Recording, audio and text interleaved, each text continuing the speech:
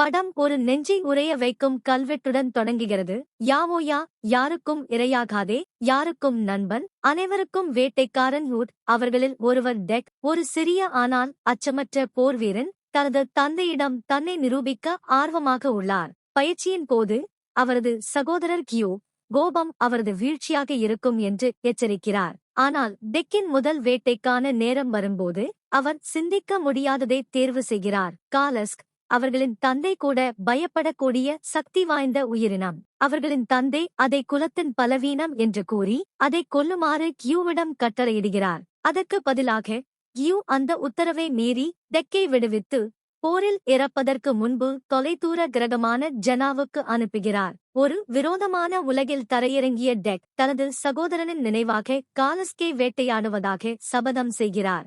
ஜனாவில் ஆபத்து ஒவ்வொரு மூலையிலும் பதுங்கியுள்ளது.